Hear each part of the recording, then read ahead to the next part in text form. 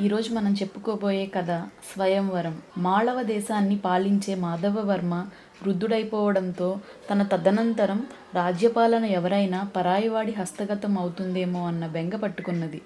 ఆయనకు పుత్రులు లేరు. ఒకే ఒక కుమార్తె.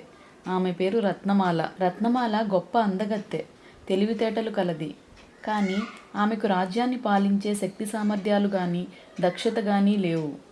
మాధవవర్మ తనను పట్టి పీడిస్తున్న సమస్య గురించి మంత్రి సుగుణపాలుడికి చెప్పి పరిష్కార మార్గం అడిగాడు. అందుకు మంత్రి, మహారాజా, మీరు ఈ విషయమై ఏమాత్రం బెంగపడకండి. మన రాజ్యంలో అన్ని విద్యలతో పాటు క్షాత్ర విద్యలో కూడా ఆరితేరిన యువకులెందరో ఉన్నారు. యువరానికి స్వయంవరం ప్రకటించి అన్నిటా మిగిలిన యువకుల కన్నా మిన్న అని తేలిన యువకుడికి రత్నమాలనిచ్చి వివాహం జరిపించండి. అతడు రాజ్యాన్ని ఏ ఒడిదుడుకులు లేకుండా పరిపాలించగలడు అని సలహా ఇచ్చాడు. రాజుకు ఈ సలహా నచ్చింది. రత్నమాల అంగీకారంతో ఆయన ఈ విధంగానే రాజ్యమంతటా చాటింపు వేయించాడు. స్వయంవరానికి వచ్చిన యువకుల మధ్య శాస్త్ర క్షాత్ర విద్యల్లో పోటీలు జరిగినాయి. అందులో ప్రతి ఒక్కడిని అన్ని విద్యల్లో జయవర్మ అనే యువకుడు ఓడించాడు. మాధవవర్మ అతన్ని అభినందించి, నువ్వు నా కాబోయే అల్లుడివి, ఈ దేశానికి రాజువు అని తేలిపోయింది. నా కుమార్తెని వివాహమాడి రాజుగా పట్టాభిషిక్తుడు కాబోయే ముందు నువ్వు సాధించవలసిన మరొక కార్యం ఉన్నది అన్నాడు. అదేమిటో చెప్పండి అన్నాడు జయవర్మ. రాజధానికి ఉత్తరంగా ఉన్న అరణ్య ప్రాంతంలో ఉగ్రశీలుడనే బందిపోట్ల నాయకుడున్నాడు. వాడా ప్రాంతంలో ఎంతో కాలంగా ప్రజలను దోచుకుంటూ ఇక్కట్ల పాలు చేస్తున్నాడు. వాణ్ణి పట్టి బంధించాలనే నా ప్రయత్నాలు ఫలించలేదు. మాళవ దేశానికి కాబోయే రాజుగా ఇది నీకొక పరీక్ష వంటిది. ఏ విధంగానైనా సరే ఆ ఉగ్రశీలుణ్ణి నువ్వు లొంగతీయాలి. ఇందుకు అవసరమైన సైనికుల్ని వెంట తీసుకువెళ్ళు అన్నాడు మాధవవర్మ. జయవర్మ కొద్దిసేపు ఆలోచించి, మహారాజా, ఈ పని సైనికులను వెంట పెట్టుకుపోయి సాధించగలిగింది కాదు. వాళ్లను చూస్తూనే ఆ బందిపోటు అరణ్యంలో మరొక ప్రాంతానికి పారిపోగలడు. నేను ఒంటరిగా వెళ్ళదలిచాను అన్నాడు. ఆ తర్వాత జయవర్మ అరణ్యంలోకి ప్రవేశించి ఉగ్రశీలుడి జాడల గురించి ఆ ప్రాంతాల ప్రజలను విచారించసాగాడు. త్వరలోనే బందిపోటు నాయకుడి అనుచరులు ఈ సంగతి పసిగట్టి జయవర్మను తమ నాయకుడి వద్దకు తీసుకుపోయారు. జయవర్మ తానెవరైనది ఉగ్రశీలుడికి చెప్పి, నేను ఈ రాజ్యంలో వీరులందరినీ ఓడించాను. రాజు తన కుమార్తెతో నా వివాహం జరిపించి నాకు సింహాసనం అప్పగించబోతున్నాడు. నన్ను ద్వంద్వయుద్ధంలో ఓడించగలిగితే రాజ్యం, రాకుమార్తె నీకు లభించగలవు అన్నాడు. ఇది విన్న ఉగ్రశీలుడు మహదానందంతో కత్తి దూశాడు. అప్పుడు జరిగిన ద్వంద్వ యుద్ధంలో వాడు జయవర్మను అవలీలగా ఓడించాడు. వెంటనే అతడు రాజధానికి వెళ్ళి రాజు మాధవవర్మను దర్శించి, మహారాజా, మీరు రాకుమార్తె స్వయంవరానికి చేపట్టిన పోటీలలో అందరినీ ఓడించిన జయవర్మను నేను ద్వంద్వయుద్ధంలో చిత్తు చేశాను. అన్నమాట ప్రకారం మీ కుమార్తెను ఇచ్చి వివాహం చేసి రాజ్యాన్ని నా పరం చేయండి అన్నాడు. ఈ వింత పరిణామానికి రాజు ఆశ్చర్యపోయాడు. ఈలోగా జయవర్మ అక్కడికి వచ్చి, మహారాజా, ఈ ఉగ్రశీలుడు నన్ను ఓడించానంటున్నాడు. కానీ చూసిన వాళ్ళెవ్వరూ లేరు. సభ ఏర్పాటు చేసి మా ఇద్దరి మధ్య పోటీ జరిపించండి అన్నాడు. ఈసారి జరిగిన కత్తి యుద్ధంలో జయవర్మ బందిపోటు నాయకుణ్ణి సునాయాసంగా ఓడించి వాడి కంఠానికి కత్తిని గురిపెట్టి, ఔరే, మాళవ దేశానికి కానున్న రాజుగా నిన్ను ఆజ్ఞాపిస్తున్నాను. తక్షణం నువ్వు నీ అనుచరులతో ఈ రాజ్యం వదిలి ఎక్కడికైనా వెళ్ళిపో అన్నాడు. ఉగ్రశీలుడు ప్రాణభయంతో గడగడా వణికిపోతూ రెండు చేతులు జోడించి, మీ ఆజ్ఞ శిరసా వహిస్తాను. ఈరోజే నా అనుచరులతో రాజ్యం విడిచి మరొక దేశానికి పోతాను. నేను ఆడిన మాట తప్పను మహారాజా అంటూ అక్కడి నుంచి వెళ్ళిపోయాడు. ఇది చూసి మాధవవర్మ ఎంతగానో సంతోషించి రత్నమాలతో జయవర్మ వివాహం జరిపి రాజ్యానికి అతన్ని పట్టాభిషిక్తుణ్ణి చేశాడు. తర్వాత ఒకనాడు ఆయన జయవర్మతో, జయ, నువ్వు బందిపోటు నాయకుడిని వెతుకుతూ వెళ్ళినప్పుడు నీకెలాంటి ఆపద కలగకుండా చూడమని కొందరు వేగులను నీ వెనుకగా పంపించాను. అక్కడ ఉగ్రశీలుడి చేతిలో ఓడిపోయిన నువ్వు సభికులు అందరి ఎదుట క్షణాల మీద వాణ్ణి ఓడించావు. ఇది ఎలా సాధ్యమైంది అన్నాడు. ఇందుకు జయవర్మ చిరునవ్వు నవ్వి, న్యాయ నిర్ణేతలు లేకుండా జరిగే ఏ పోటీ అయినా ప్రయోజనం లేనిదే. అందువల్లనే అరణ్యంలో బందిపోటు నాయకుణ్ణి ఓడించే ప్రయత్నం చేయలేదు. ఇది మొదటి కారణం అన్నాడు. మరి రెండవ కారణం అని ప్రశ్నించాడు మాధవవర్మ. అరణ్యంలో వాణ్ణి నేను ఓడించి ఉంటే వాడు మీ సమక్షానికి వచ్చేవాడు కాదు. రాజ్యంలో మరొక ప్రాంతానికి పోయి ప్రజలను దోచుకుంటూ ఉండేవాడు. ఇలా ఆలోచించే వాడికి రాకుమారిని రాజ్యాన్ని ఎరగా చూపించి ఇక్కడికి వచ్చేలా చేశాను అన్నాడు జయవర్మ. ఈ జవాబు విన్న మాధవవర్మ తన అల్లుడు విద్యావంతుడు, ధైర్యవంతుడే కాక ఎంతో వివేకి కూడా అని గ్రహించి చాలా ఆనందపడ్డాడు. ఈరోజు మనం చెప్పుకోబోయే కథ సాధువు వైద్యం. కోసల దేశపు మహారాణికి ఒకసారి జబ్బు చేసింది. రాజవైద్యులు ఎన్ని మందులిచ్చినా ప్రయోజనం లేకపోయింది. మహారాజు గారి బంధుమిత్రులు అన్ని వేళలా రాణి దగ్గరే ఉండి ఆమెను ఓదార్చుతుండేవారు. ఈ పరిస్థితుల్లో హిమాలయ ప్రాంతాల నుంచి ఒక సాధువు రాజధానికి వచ్చినట్లు మహారాజుకు తెలిసింది. ఆయన సాధువును ఆహ్వానించి ఆతిథ్యం ఇచ్చాడు. తర్వాత తన భార్య దీర్ఘవ్యాధిగ్రస్తురాలైందని, మహారాణి జబ్బు నయం కావడానికి తగిన మార్గం చూపవలసిందిగా రాజు సాధువును అభ్యర్థించాడు. సాధువు మహారాణిని పరీక్షించి రాజవైద్యులతో మాట్లాడాడు. వాళ్ళు రాణికి వాడిన మందులన్నీ పరీక్షించాడు. మందులలో ఏ లోపమూ లేదని గ్రహించాడు. తర్వాత కొంత ఆలోచించగా సాధువుకు రాణి జబ్బు తిరుగుముఖం పట్టకపోవడానికి మూల కారణమేమిటో అర్థమైంది. ఆయన మహారాజుతో, రాణికి స్వస్థత కలగకపోవడానికి కారణమేమిటో నాకు బోధపడింది. ఆమెకు వచ్చిన వ్యాధి చాలా విచిత్రమైనది. పాపాత్ముల గాలి సోకుతూ ఉండడం వల్ల ఆమెకు వ్యాధి తగ్గటం లేదు. అందువలన అటువంటి వాళ్ళు ఆమె దగ్గరకు వెళ్ళకుండా ఉండేలా చూడండి. నేనిచ్చే మందులతో త్వరలోనే ఆమె వ్యాధి తగ్గి కోలుకుంటోంది అని చెప్పాడు. సాధువు మాటలకు రాజు ఆశ్చర్యపోయాడు. పరామర్శించిపోవడానికి వచ్చే వాళ్లలో పాపాత్ములెవరో తెలుసుకోవడం ఎలా సాధ్యమవుతుంది? అయితే సాధువు రాజుతో చెప్పినది విన్న బంధుమిత్రులందరూ అప్పటి నుండి రాణి దగ్గరకు పోవడానికే భయపడ్డారు. రాజు కూడా ఈ పాపం గురించిన అపవాదు తన మీదకు వస్తుందేమో అన్న శంకతో తరచూ రాణి దగ్గరకు వెళ్ళడం మానుకున్నాడు. సాధువు ఇచ్చిన మందులు సేవించిన రాణి వారం రోజుల్లోనే వ్యాధి తగ్గి లేచి తిరగసాగింది. రాజు సాధువుకు తన కృతజ్ఞతలు తెలుపుకుని, స్వామి, నా ఆస్థానంలో ఎందరో ఘనవైద్యులున్నారు. రాణికి వచ్చినది అతి విచిత్రమైన వ్యాధి అని, ఆమెకు పాపాత్ముల గాలి తగలకూడదని వారు గ్రహించలేకపోయారు అన్నాడు. అందుకు సాధువు నవ్వి, మీ ఆస్థాన వైద్యుల తప్పేమీ లేదు. రాణిగారికి వారిచ్చిన మందులే నేను ఇచ్చాను. పాపాత్ముల గాలి సోకకూడదనడం మాత్రం నేను చేసిన ప్రత్యేక చికిత్స అన్నాడు. రాజుకు సాధువు మాటలు అర్థం కాక ఆయనకేసి ఆశ్చర్యంగా చూశాడు. అప్పుడు సాధువు, మహారాజా, ఏ రోగికైనా మందులతో పాటు విశ్రాంతి కూడా అవసరం. బంధుమిత్రులందరూ రాణిగారి చుట్టూ చేరి ఆమెకు విశ్రాంతి లేకుండా చేయడమే కాక భయంకర వ్యాధికి గురి అయ్యానన్న అనుమానం కూడా ఆమెకు కలిగించారు. అందుకే నేను మర్మంగా ఈ పాపాత్మల గాలి సంగతి చెప్పడం జరిగింది. నిజానికి అలాంటిదేమీ లేదు అన్నాడు. ఈ పాపాత్మల గాలి సోకకూడదన్నది తమ కల్పన అన్నమాట అన్నాడు రాజు. అవును, దానితో ఎవరికి వారే రాణికి ఏమైనా కీడు జరిగితే అందుకు తామే కారణం అనుకుంటారని ఆమె దాపలకు వెళ్ళడం మానేశారు. ఆ విధంగా రాణిగారికి విశ్రాంతి దొరికి నేనిచ్చిన మందులు పనిచేసినాయి. ఆమె అతి సామాన్యమైన వ్యాధికి గురి అయింది అంతే అన్నాడు సాధువు. బాగుందా ఈ సాధువు చేసిన వైద్యం?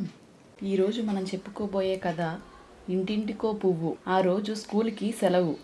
పొద్దుటే బయటికి తండ్రి వెంట పడ్డాడు సిద్ధార్థ. నాన్న, నేను మీతో వస్తా అంటూ. సిద్ధార్థ తల్లి మనోరమ వారికి చేతి సంచి అందిస్తూ, బజారులో కూరగాయలు కొనుక్కురండి అంది. అబ్బా, ఈ గుడ్డ సంచి ఎందుకమ్మా అసహ్యంగా? కూరలమ్మే వాళ్ళ దగ్గర ప్లాస్టిక్ కవర్లు ఉంటాయిగా అన్నాడు సిద్ధార్థ విసుగ్గా. ఏదో చెప్పబోయిన మనోరమ భర్త శేషగిరి సైగ చేస్తే ఊరుకుంది. ఆ రోజు తండ్రితో తనకి కావలసినవన్నీ కొనిపించుకున్నాక కూరల మార్కెట్ దగ్గరికి వచ్చాడు సిద్ధార్థ. లోపలికి వెళ్ళబోతుండగా వారికి అక్కడ ఓ హృదయ విదారకమైన దృశ్యం కనిపించింది.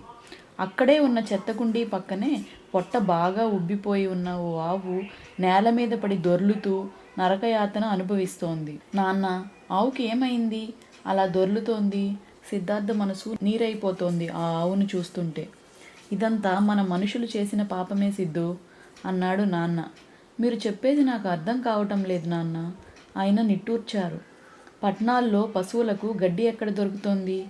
అందుకే అవి మనం వాడి నిర్లక్ష్యంగా పెంట మీద పారేసిన ప్లాస్టిక్ కవర్లు తింటున్నాయి.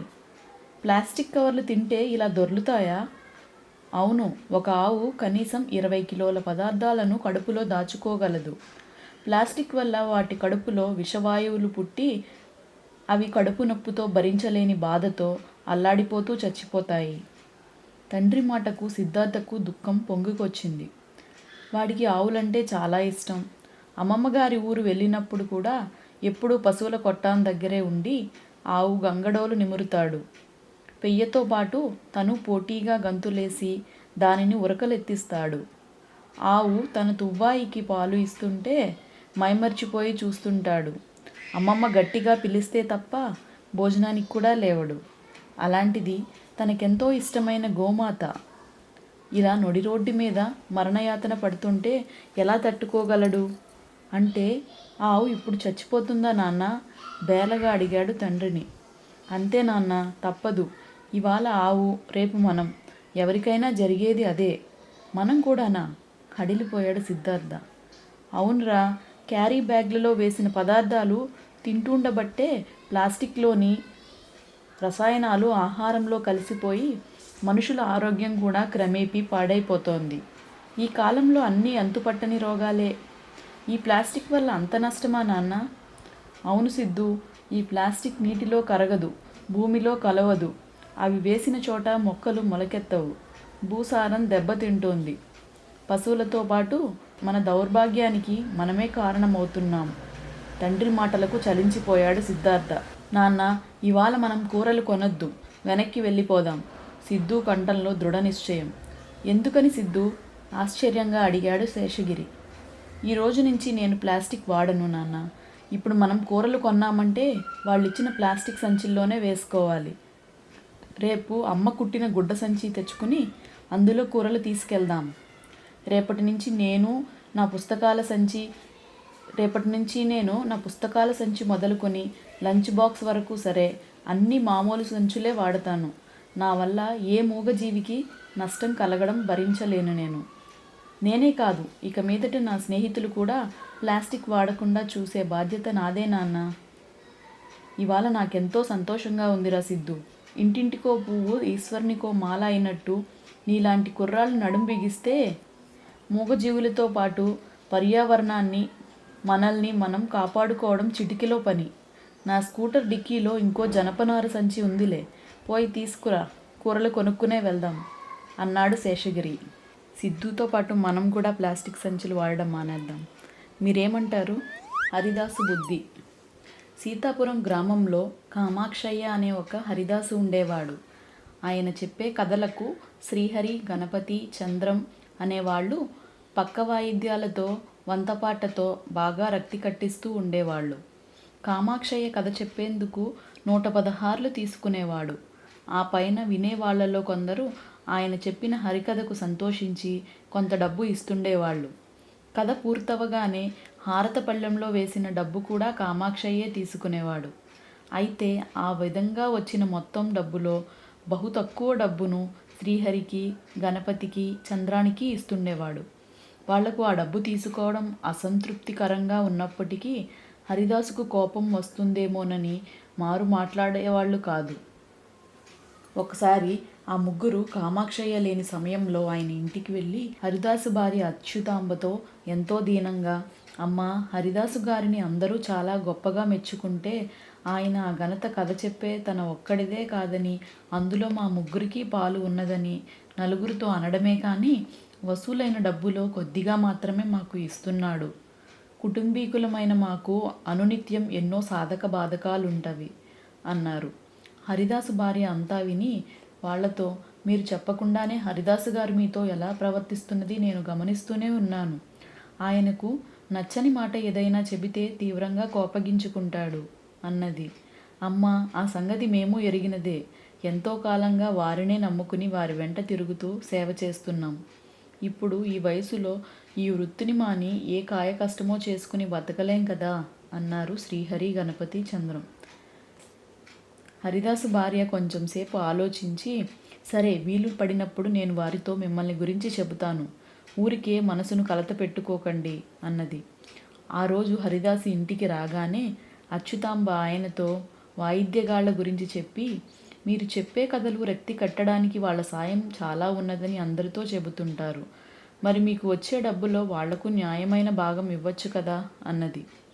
ఆ మాటలకు హరిదాసు కోపంగా, ఈ న్యాయాన్యాయాల సంగతి నాకు తెలియంది కాదు. ఇక ముందు వాళ్లను గురించిన ప్రసక్తి నా దగ్గర తేకు అన్నాడు. కొంతకాలం జరిగింది. హరిదాసు తన కుమార్తెకు యోగ్యుడైన వాడితో ఘనంగా వివాహం జరిపించాడు. ఆ తరువాత కొంత మాగాణి పొలం కొనుక్కున్నాడు. అయినా ఎన్నో ఏళ్లుగా తన వెంట ఉంటున్న వాయిద్యగాళ్లకు డబ్బు ఇవ్వడంలో పిసినారితనం చూపిస్తూనే ఉన్నాడు. ఇక సహించలేక శ్రీహరి, గణపతి, చంద్రం హరిదాసు ఇంటికేసి వెళ్లడం మానుకున్నారు. ఏం జరిగి ఉంటుందో తెలుసుకుందామని ఒకనాడు కామాక్షయ్య ముందుగా శ్రీహరి ఇంటికి వెళ్ళాడు. ఆయనను చూసిన శ్రీహరి భార్య ఆశ్చర్యపోయి, తమరు ఇటు వచ్చి చాలా కాలమైంది. మా ఆయన మీ హరికథల గొడవలో పడి కుటుంబ విషయాలు ఏమాత్రం అసలు పట్టించుకోవడం లేదు. మా అమ్మాయికి పెళ్ళీడు దాటిపోతున్నది. మరింత ఆలస్యం జరగకుండా ఎక్కడైనా మంచి సంబంధం చూసుకోవాలి అంటూ తమ కుటుంబ సమస్యల గురించి హరిదాసుకు చెప్పుకున్నది. అంతా విని కామాక్షయ్య అక్కడి నుంచి గణపతి ఇంటికి వెళ్ళాడు. గణపతి భార్య జబ్బుతో మంచంలో ఉన్నది.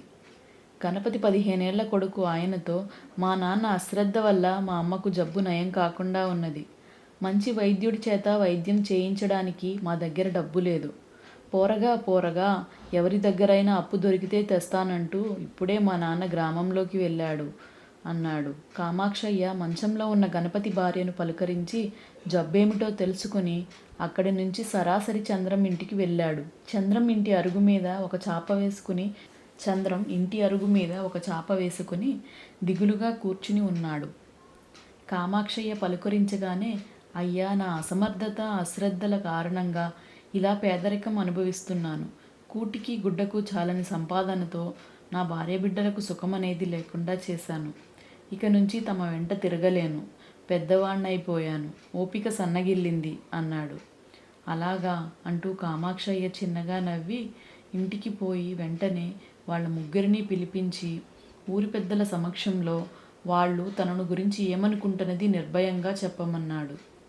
హరిదాస్ అంటే విసిగిపోయి తెగుంపుతో ఉన్న శ్రీహరి, గణపతి, చంద్రం ఆయన పిసినిగొట్టు, ధనాసాపరుడు అంటూ నిర్మోహమాటంగా చెప్పేశారు. అప్పుడు కామాక్షయ్య ఇంట్లో నుంచి 3 సంచుల్లో డబ్బు తెచ్చి వాళ్ల ముందు పెట్టి, మీరు నన్ను అపార్థం చేసుకునేందుకు తగిన కారణాలే ఉన్నవి.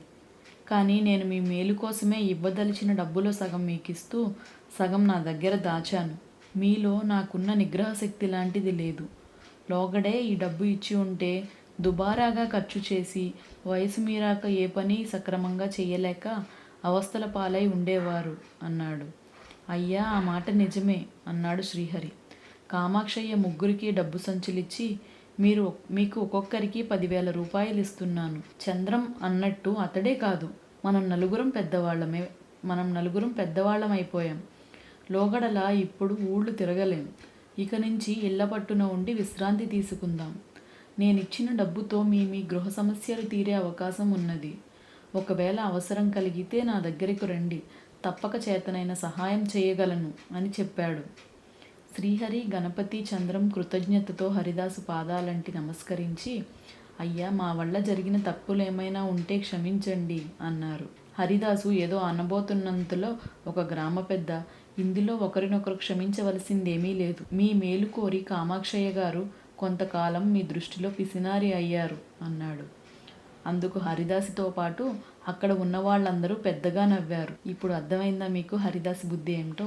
ఈరోజు మనం చెప్పుకోపోయే కథ అజ్ఞాత పండితుడు. చీనాలో విద్వాంసులు పరీక్షలకు కూర్చొని వాటిలో ఉత్తీర్ణులై ప్రభుత్వోద్యోగాలు సంపాదించుకునేవారు. 17 శతాబ్దాల క్రితం ఒక గ్రామంలో పావోస్వాన్ అనే యువకుడైన విద్వాంసుడు పరీక్షకు కూర్చుందామని రాజధానికి బయలుదేరాడు. దారిలో అతనికి మరొక యువక విద్వాంసుడు తటస్థపడ్డాడు. ఆ కొత్త యువకుడు గుండె నొప్పితో బాధపడుతూ ఉండడం చూసి పావో ఆగి అతడికి సహాయపడపోయాడు. కానీ పావో కృషి వృధా అయింది. గుండెపోటుతో బాధపడుతున్న విద్వాంసుడు త్వరలోనే మరణించాడు. చనిపోయిన యువకుడి పేరేమిటో పావోకి తెలియదు. అతని వద్ద 10 వెండి కాసులు, రచనలతో కూడిన కాగితపు చుట్ట ఉన్నాయి. పావో ఆ కాగితపు చుట్టను శవం మీద కప్పి, ఒక వెండి కాసుతో శవానికి ఉత్తర క్రియలు జరిపి, శవం తల కింద మిగిలిన వెండి కాసులు పెట్టి శవపేటికతో సహా శవాన్ని పాతేయించాడు. అతను చనిపోయిన వాడికి అశ్రుతర్పణ విడిచి, చనిపోయిన నీకు చేతనైతే నీ వారికి నువ్వు ఎక్కడ ఉన్నది తెలియపరుచుకో. నేను తొందర పని మీద వెళుతున్నాను, నీకోసం నేనేమీ చేయలేను అని చెప్పి ప్రయాణం కొనసాగించాడు. అతను రాజధాని చేరి పరీక్షలకు కూర్చుని వాటిలో ఘనంగా ఉత్తీర్ణుడైనాడు. అతని పేరు చాలా దూరం పాకింది. పావో రాజధానిలో ఉండగా ఒక వింత ప్రకటన జరిగింది. ఎవరిది కాని గుర్రం ఒకటి పావోను ఆశ్రయించింది. అది పావోను విడిచిపెట్టకపోగా ఇతరులను ఎంతమాత్రమూ దగ్గరకు రానివ్వకపోయింది. గత్యంతరం లేక పావో దాన్ని సొంతం చేసుకున్నాడు. అతను రాజధాని నుంచి స్వగ్రామానికి తిరిగి వస్తూ దారి తప్పాడు. చీకటి పడబోయే సమయంలో అతనికి ఒక కులీనుల భవనం కనపడింది.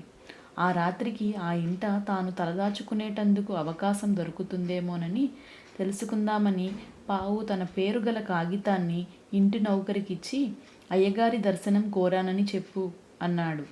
ఆ నౌకరు గుర్రాన్ని పరీక్షగా చూసి లోపలికి వెళ్ళి ఇంటి యజమానికి కాగితం ఇస్తూ, బాబుగారు, ఈ చీటీ ఇచ్చిన మనిషి మన పోయిన గుర్రాన్ని కాజేసిన వాడే అన్నాడు. ఇంటి యజమాని కాగితం మీద పావోస్వాన్ అని పేరు చూసి, ఈయన గొప్ప పండితుడు, లోపలికి తీసుకురా అని నౌకరుతో అన్నాడు.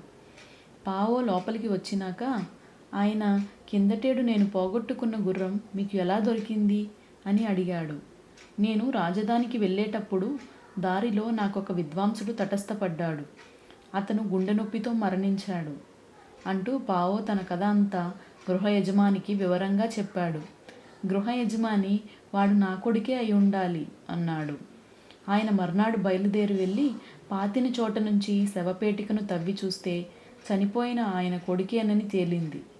పావో చెప్పినట్లుగానే శవం మీద కాగితం చుట్ట కప్పి ఉన్నది. శవం తల కింద వెండి కాసులు కూడా ఉన్నాయి. పావో తన కొడుకు పట్ల చూపిన శ్రద్ధకు ఎంతో సంతోషించి ఆ కులీనుడు ఆస్థానానికి వెళ్ళి పావోను గట్టిగా సిఫార్సు చేశాడు. పావో ఉన్నత న్యాయాధికారిగా పనిచేసి గొప్ప కీర్తి తెచ్చుకున్నాడు. ఈరోజు మనం చెప్పుకోబోయే కథ తాయెత్తు మహిమ. గంగరాజ్ అనే గజదొంగ రాజుగారి ధనాగారాన్ని దోచుకుని దాన్ని తన రహస్య స్థావరంలో దాచి, దొంగను పట్టుకోవడానికి రాజు ఎటువంటి ప్రయత్నాలు చేస్తున్నాడో తెలుసుకోవడానికి మారువేషంలో మళ్ళీ రాజధానికి వచ్చాడు. వాడు ఒక సత్రం ముందుగా పోతుండగా సత్రం అరుగు మీద ఒక సాధువు నిద్రపోతూ ఉండడం కనిపించింది. సాధువులు ఎన్నో మహిమలు కలిగి ఉంటారని, వాళ్ళ దగ్గర ఉండే ప్రతి వస్తువుకు ఏదో ఒక మహిమ ఉంటుందని గంగరాజు విని ఉన్నాడు. అందుచేత వాడు మెల్లగా సాధువును సమీపించి అతడి దగ్గర ఏమైనా మహిమగల వస్తువులు దొరుకుతాయేమో అని జాగ్రత్తగా వెతికాడు. వాడికి సాధువు ముంజేతికి ఉన్న తాయెత్తు ఒకటి కనిపించింది. దాన్ని మెల్లగా విప్పి గంగరాజు తన ముంజేతికి కట్టుకున్నాడు. ఆ వెంటనే వాడు, గజదొంగ గంగరాజును నేనే, రాజుగారి ధనాగారాన్ని దోచుకున్నది కూడా నేనే అని అరిచాడు. తనకు తెలియకుండానే తన నోటి నుంచి నిజం బయటపడేసరికి వాడు హడలిపోయి తాయెత్తును ఊడదీసి దూరంగా విసిరివేశాడు. కానీ అది పోయి వేగంగా తిరిగి వచ్చి వాడి చేతికి చుట్టుకున్నది. ఇలా 2-3 సార్లు జరిగిన తరువాత గజదొంగ విసిగిపోయాడు. ఈ లోపల వాడి కేకలు విని అటువైపు వెళుతున్న రాజుభటులు వచ్చి వాణ్ణి వెంటనే రాజు దగ్గరికి లాక్కుపోయారు. రాజు భటులు పూర్తిగా చెప్పింది విని, ఏ దొంగ కూడా తాను దొంగనని చెప్పుకోడు, తనంతట తాను దొంగను అని ఒప్పుకుంటున్నాడు అంటే దీంట్లో ఏదో తిరకాసు ఉంది. అయినా వీడి స్థావరానికి వెళ్ళి చూసిరండి. వీడు అబద్ధం చెప్పి ఉంటే తల కొట్టించి కోటగుమ్మానికి వేలాడ తీయిస్తాను అన్నాడు. భటులు గంగరాజుతో వాడి స్థావరానికి వెళ్ళి వాడు దోచుకుపోయిన ధనంతో తిరిగి వచ్చారు. రాజు ఆశ్చర్యపడి, వీడు గజదొంగ గంగరాజనే దాంట్లో ఎటువంటి సందేహం లేదు. అయితే వీడు నిజం చెప్పడంలో ఏదో కిటుకున్నది. అది బయటపడేంత వరకు వీడిని ఖైదులో ఉంచండి అన్నాడు. ఆ రాత్రి గంగరాజు కారాగారానికి కాపలాగా ఉన్న భటుడితో మెల్లిగా మాటలు కలిపి తన చేతికి చుట్టుకుని ఉన్న తాయెత్తును భటుడుకు చూపిస్తూ, ఈ తాయెత్తు గొప్ప మహిమలు గలది. ఒకసారి కట్టుకుని చూడు, దీని సంగతి నీకే తెలుస్తుంది అన్నాడు. భటుడు తాయెత్తు కట్టుకుని వెంటనే, కాపలా సమయంలో నేను నిద్రపోతుంటాను, అయినా ఎవరూ నేను నిద్రపోతున్నట్లు తెలుసుకోలేరు. దానికి కారణం నేను కళ్ళు తెరుచుకునే గాఢ నిద్రపోగలను అన్నాడు. భటుడి రహస్యం తెలుసుకున్న గంగరాజు ఒక రాత్రివేళ కారాగారం తలుపు చువ్వలు విరిచి పారిపోయాడు. తెల్లవారాక జరిగింది తెలుసుకున్న కాపలా భటుడు రాజు దగ్గరకు పోయి, గజదొంగ గంగరాజు పారిపోయాడు, ఆ పారిపోయింది నా వల్లనే అని తప్పు ఒప్పుకున్నాడు. ఆయన భటుడు చెప్పింది విని కోపంగా, గంగరాజును నువ్వెందుకు పారిపోనిచ్చావు అని అడిగాడు.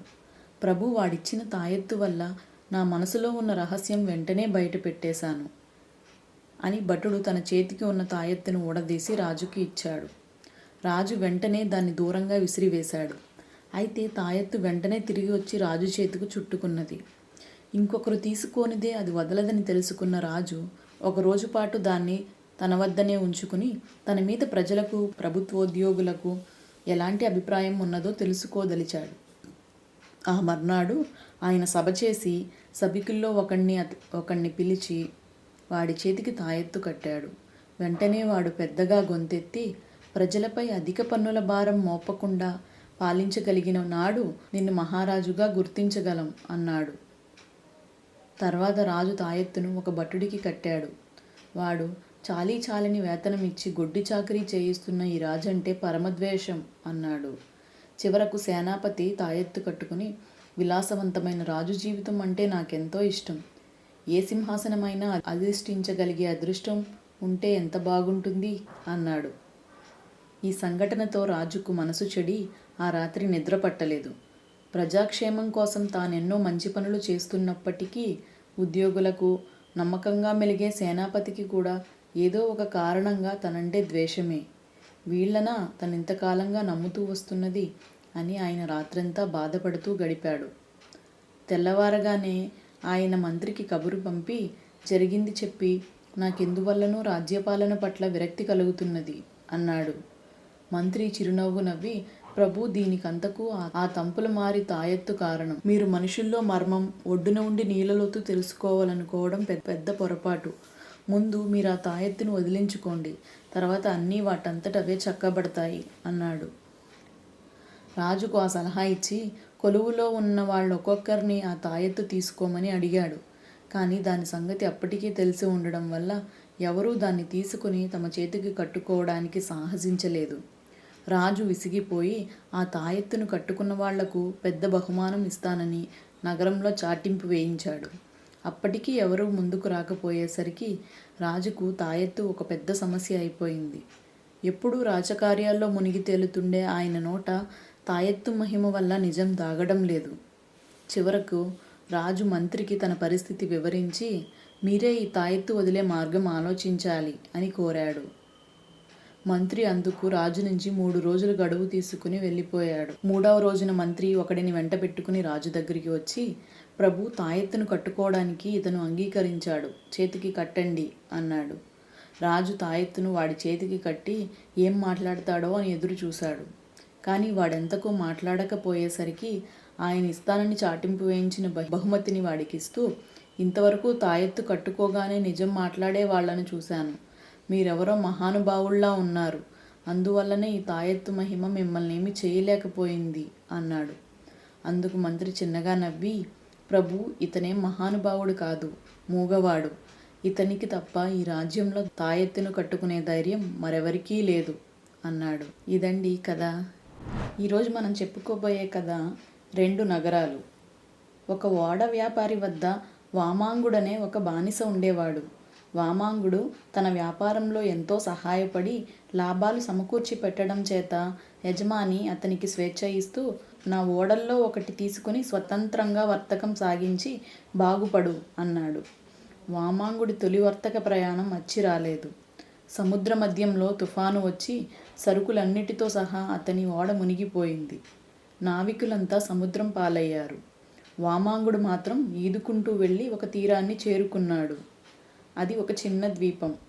వామాంగుడు ద్వీపంలోకి ప్రవేశించి కొంత దూరం నడిచి అందమైన ఒక పెద్ద నగరం చేరుకున్నాడు. నగర వీధుల గుండా జనమున్నారు.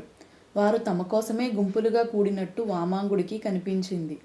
అతను సమీపానికి రాగానే మహారాజుకు జై అని నినాదాలు చేశారు జనం. ఇది చూసి వామాంగుడు మరింత ఆశ్చర్యపడి, వీళ్ళు నన్ను చూసి మరొకరని భ్రమపడుతున్నట్టున్నారు అనుకున్నాడు. జనం వామాంగుడి చుట్టూ మూగారు. అక్కడికి అలంకరించిన ఏనుగు ఒకటి వచ్చింది.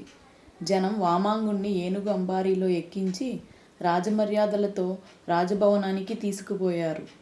తర్వాత రాజభవనంలో అతని దుస్తులను తీసివేసి ఒక పెట్టెలో భద్రపరిచి అతనికి స్నానం చేయించి రాజోచితమైన దుస్తులు ధరింపచేశారు. వామాంగుడు తన చుట్టూ ఉండేవారిని, మీరు నన్ను ఈ విధంగా రాజును చేయటంలో గల అంతరార్థమేమిటి? నన్ను మీరెరుగరు, మిమ్ము నేనెరుగను.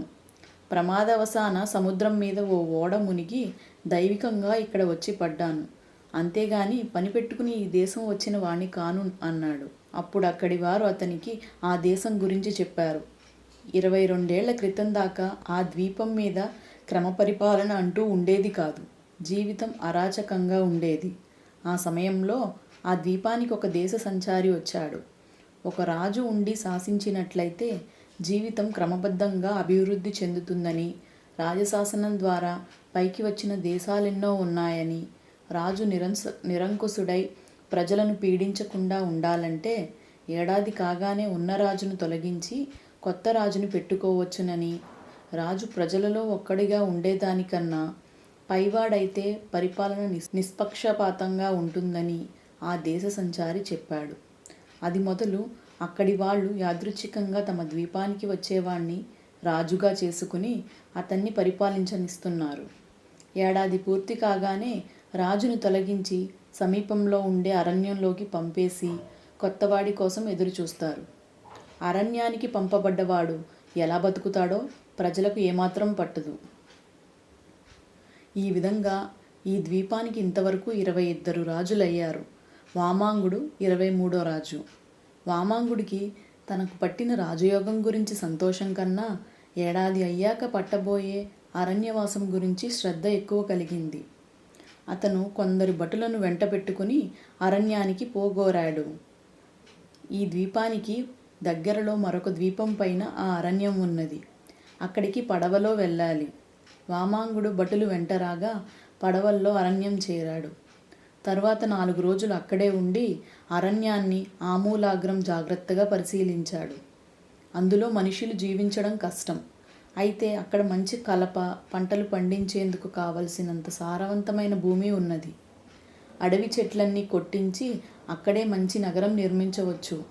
పళ్ళ తోటలు, పూల తోటలు వేయవచ్చు. వామాంగుడు ఆ పనికి మనుషులను నియోగించాడు. అతని ఏలుబడి ఏడాది పూర్తి అయ్యేలోగా అరణ్యం అందమైన నగరంగా మారిపోయింది. నగరం చుట్టూ అందమైన తోటలు ఏర్పడ్డాయి. నగరం నిర్మించడానికి శ్రమించిన వారు ఈ కొత్త నగరంలోనే నివసించగోరారు. ఏడాది పూర్తయింది. వామాంగుడు కొత్త నగరానికి వచ్చేశాడు.